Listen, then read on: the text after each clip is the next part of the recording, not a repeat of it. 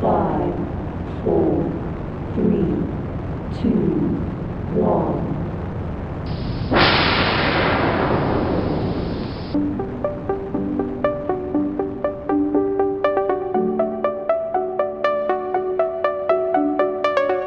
Laurie, welcome to Breakdown.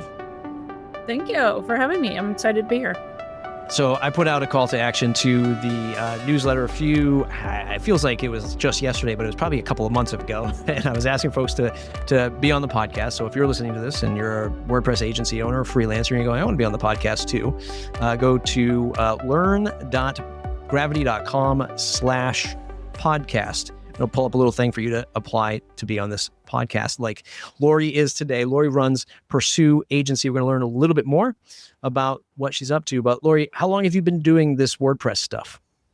Yeah, I actually have a little bit of a weird background, but I've been building WordPress websites for about 15 years or so. I started out as an accountant, and that is not my forte, but it does certainly help when you're running your own business. So I've been using WordPress, and Gravity Forms was one of the first plugins I used. And I feel like knowing how to do it, and I feel like becoming an expert at it, I can do anything, but I also think I could do anything anyways.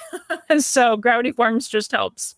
What was that jumping off point to start the web agency stuff? Were you getting like accounting clients that were also saying, God, I need a website? And you're like, I think I could do that too.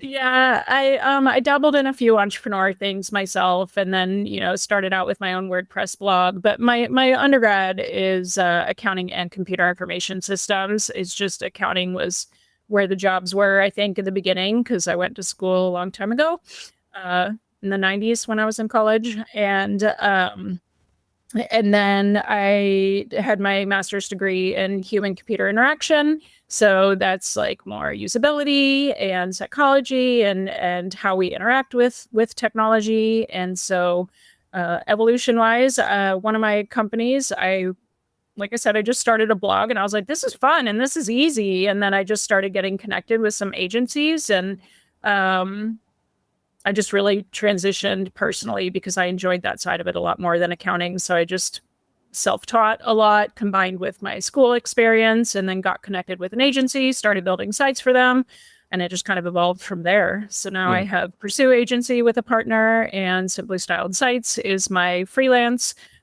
just web design portion of it. And it just evolved into that. And now I obviously do that full time. I wonder if you could just maybe unpack your early days of like working with another agency, because I think that this is something that a lot of freelancers that I talk to I don't know if they're afraid to do it, but I think it might be like an ownership thing. Early on, I think it's a great way to get an education on running your freelance business or running maybe a bigger boutique agency that you might be interested in, by partnering with agencies first and foremost. Instead of like knocking on the door of that local customer who needs a website, why not knock on the door of a local agency and work with them first to make sure that you kind of understand all the process. It's a great way to learn and also get paid, and your customers qualified because they want websites from you versus the other side. So I wonder if you can unpack that or spread any advice around that concept. Yeah, I think a lot of it is leverage. And contrary, now that we are an agency, we also look for people to help, contractors to help support our growing needs and things like that too. That's actually how I met my Pursue Agency partner, Betsy. She lives on the East Coast, and I'm in San Diego on the West. And we actually met because we were both working as contractors for an agency. We both have white German Shepherds, and instead of talking tech, we decided to talk about our dogs for probably the first hour that we met. And we just really realized how well we balance each other. So she's the graphic design brand expert, and so but knows tech really well, and I'm a web developer that has a really good eye for design. And so we just starting work together as an agency, but that was how we met. But it is nice to start that way as a contractor, because they're bringing in the consistent work, and if you learn a lot. And then of course, as we would go, we always have ways like that we say, well, I would do that differently. Or you can see loopholes in communication, or loopholes when there's inconsistent groups of contractors, based on like, where's the content, who's doing what, project management wise. So we really realized the value of having a consistent team of contractors. And I created a really robust project management system, I think because of that early agency experience as well. So it's really just evolved into, really reliable, great collaborative team for Pursue Agency. Yeah. I'm going to say AI, but I don't want to dive too deep into that yet. But what I'm hearing from a lot of folks is, well, this whole website building thing is going to be done by AI. Why are we even selling websites anymore? There's a lot of like fear factor in a lot of the AI stuff that I see. But I started an agency, ran it for a decade. I started it back in 2007. And in 2007, we were saying the same thing when like page builders came onto the scene. Exactly. That's what Right. I was saying. Yeah. So I'm wondering if like, how has your, the business term that a lot of people use is moat, right? Like, how do you see your moat or your defense for the business, for the web agency, when tooling is getting faster, cheaper, better, but people are still knocking on the door going, no, you just do this for me. I even though I could do it, I don't want to spend the time doing it. What's your thoughts on that? Yeah, I'm sure. I know this is a hot topic like always, but you're the first person that I've said, because I always say the same thing, and I'm not really afraid of AI because I was like, this happened when page builders came out. Anybody can do it, and the rhetoric that they say around that, but there's always going to be people that don't want to do it, right? And then there's the education piece too, because there's people that don't know how to do it properly. I mean, even with ChatGPT, you can say the same thing. It's prompt engineering, right? So do people know how to prompt it properly to get the exact output that they need? So there's still all of that. And the thing that you don't get with AI necessarily or building a website right now is the strategy behind it. So there's so much that we do and the hand holding and the client relationships that I still think that I know that people still need the strategy on how to put a homepage together. There's an order of operations. There's content speaking to your user. You have to find out, the ideal client first, all these things. So I think that, you can create an AI website in minutes or whatever, but it's going to look like everybody. It's not going to stand out from the competition. It might not reflect your voice. So, I just think that that's always going to be the case. And there's always, and it might serve people for a while and they might think that they can do it. But I think this is something that our industry has always battled with. Also, not even just from AI, from people getting websites for $1,500, from the person that says that they can do it all, or a lost in translation communication, perhaps, things like that. And so a lot of what I do is education as well, because people don't know. They could build it, and then in 3-6 months, they're going to wonder why it's not converting or why it doesn't work or whatever. Yeah. So, they have to go through that pain point first, so be it. But I think you could say that about a lot of things, not just AI. Yeah. And I think, as always, as the industry evolves and the tools get better, faster, cheaper, whatever, and now like thinking for us allegedly with AI, we might cede ground to some of those folks that are going to do it themselves.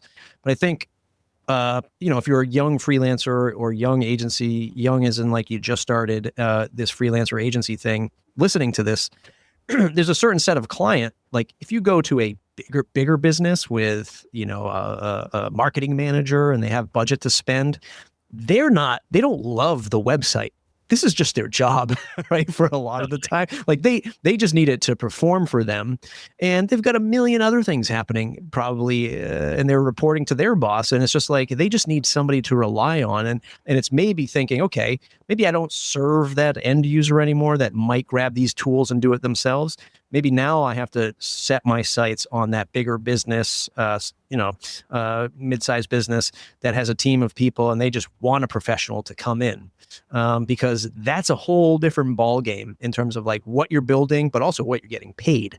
So it's probably a better thing to set the sights higher versus the smaller client. I mean, that's just my feelings. I don't know if you have any thoughts on like how you elevated, over the years to get bigger, better clients.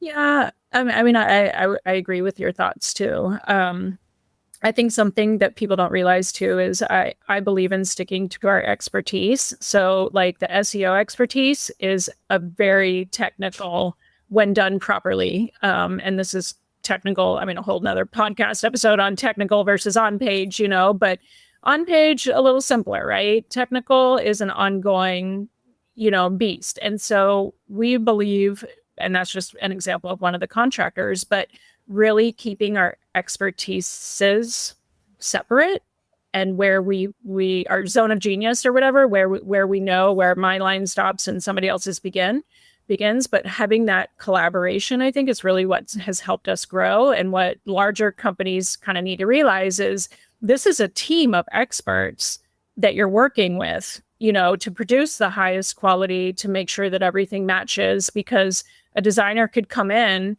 and completely undo all the SEO work, or vice versa, right? Like they're trying to use H tags to make a font larger and messing that up, so without a collaborative team and knowing where everybody's, task ends and the other one begins, I think is really important. And so like the larger the project, obviously the greater the project management and keeping all of that in line. So I think, a lot of that in sales has been communication and, but without overwhelm. So I have to tell somebody like, there's 5 contractors on this project, and we give direct access to them also.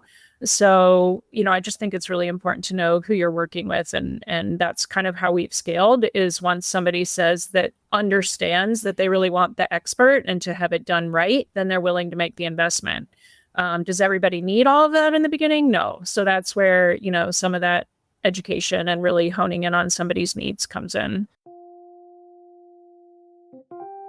A phrase that I often overuse is like core competency. I use that a lot when I like talk about myself, but I'm going to steal your phrase, zone of genius, because I like that way better.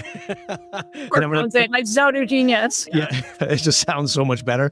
But we were talking before we hit record, and we were just talking about like the types of clients that you work with, and you're saying I kind of stay away from the WooCommerce side. And I'm wondering if you have a story where maybe you did take on something that was a little too, maybe a little overwhelming, or just a little far outside of that zone of genius, where you learned that lesson. You were like, I'm never touching this again. Was it WooCommerce? Was it something else? It probably tends to be WooCommerce.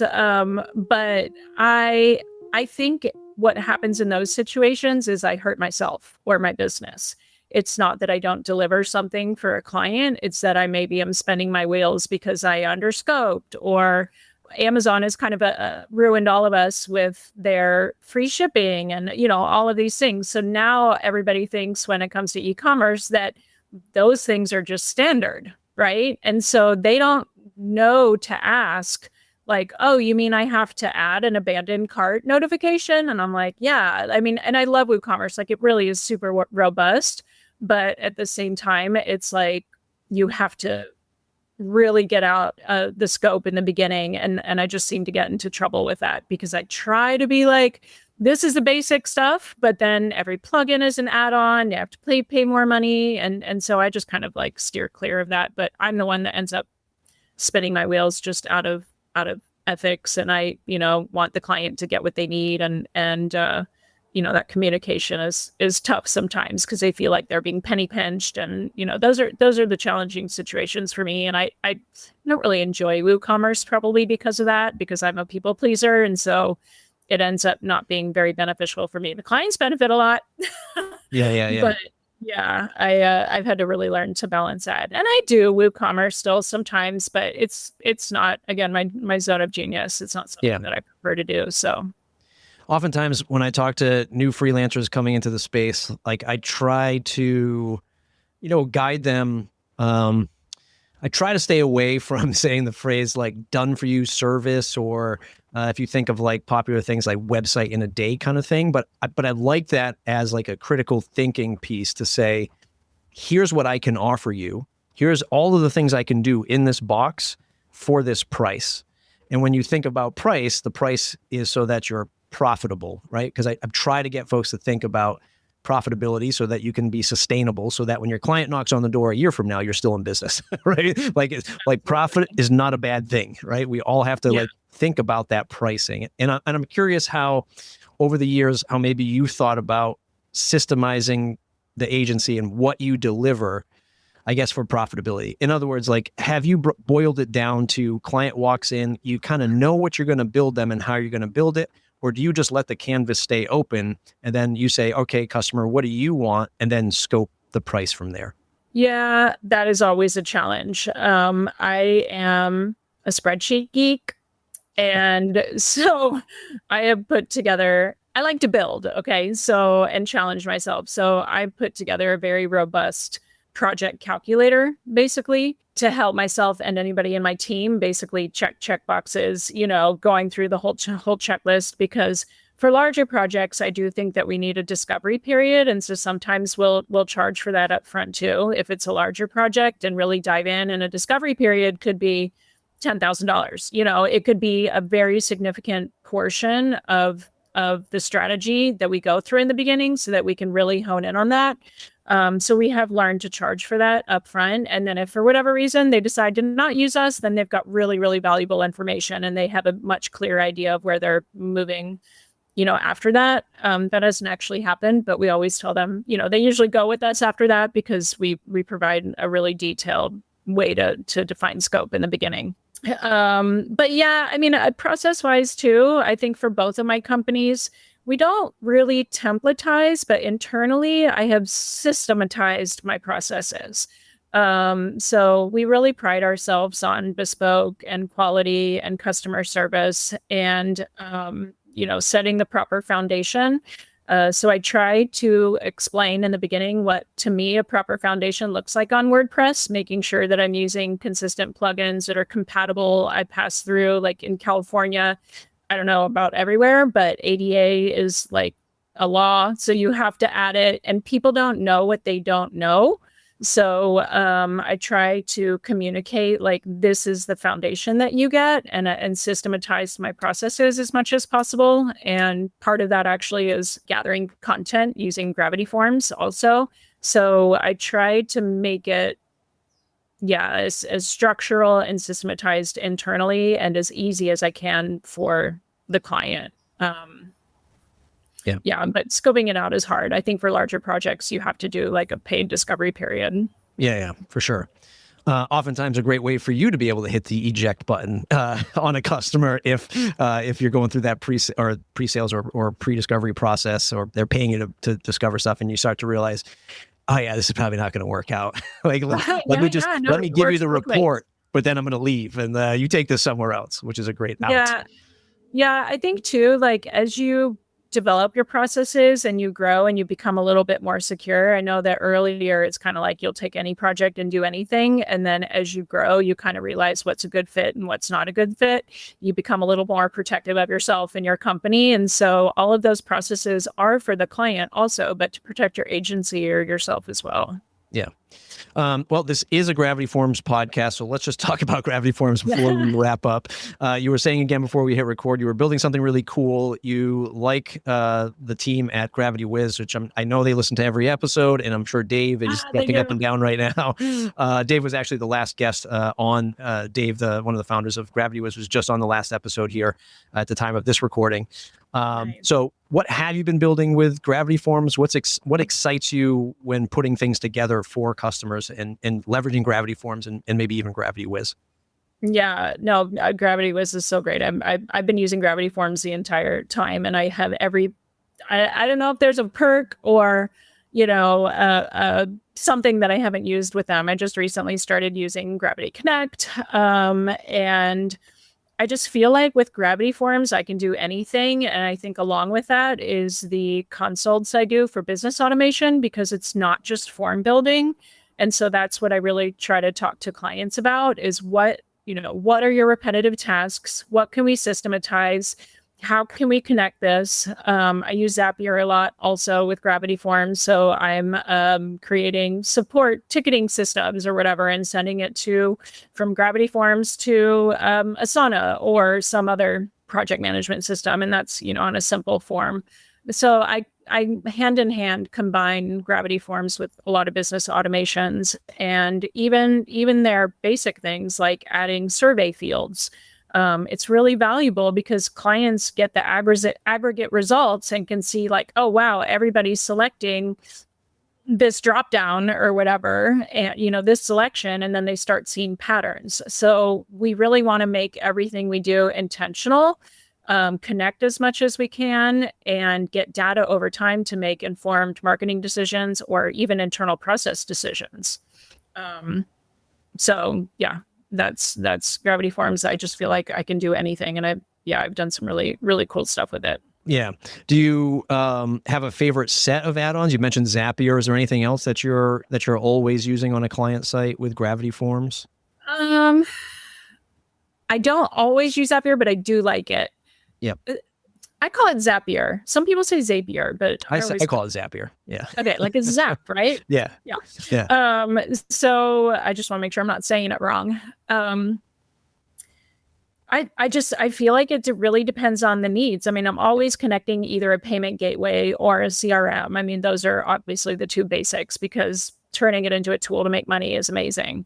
I use merge tags a lot because we want to personalize things. I just recently used the conversational one because it keeps users focused, and it's visually a little bit more appealing.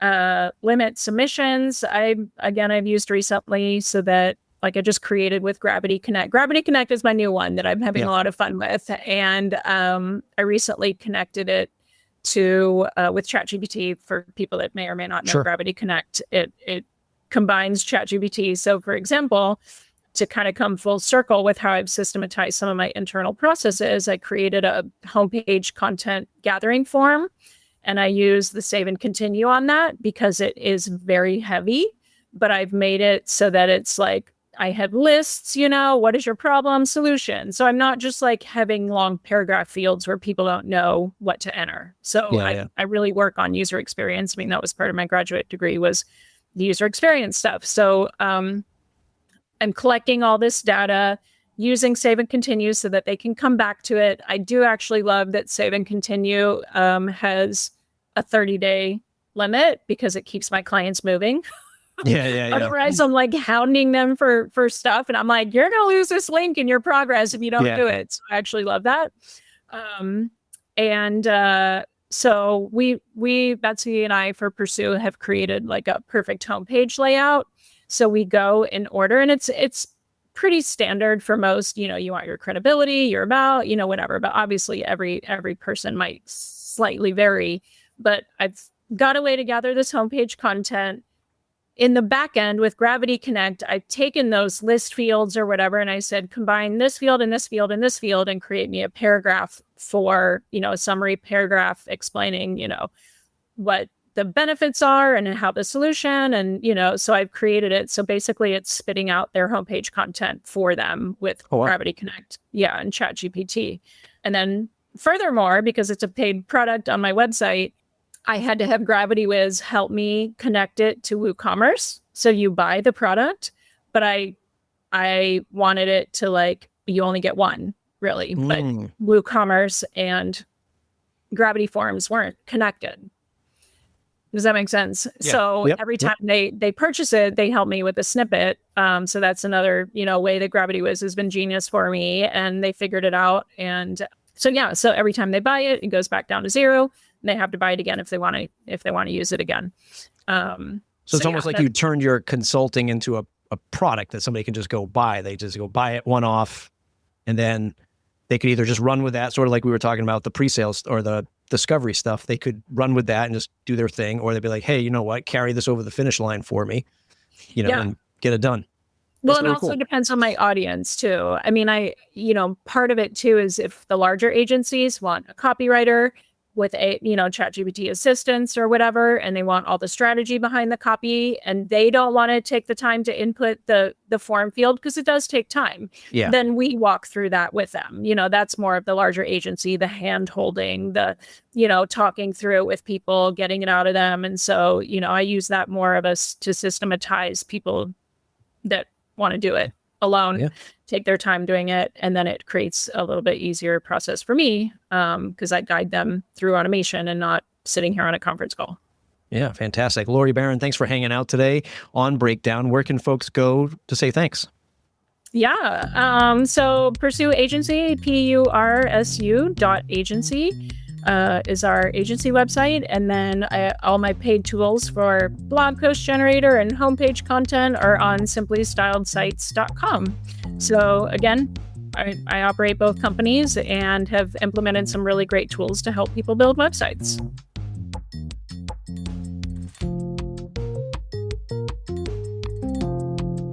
That's it for today's episode. If you could do one more thing for me today, share this episode on social media, your favorite Facebook group or Discord channel. Spread the word about this podcast. It really helps. If you haven't added Breakdown to your favorite podcast app, point your browser to gravityforms.com/breakdown and click the icon of your app to add us and listen to us every 2 weeks. Okay, we'll see you in the next episode.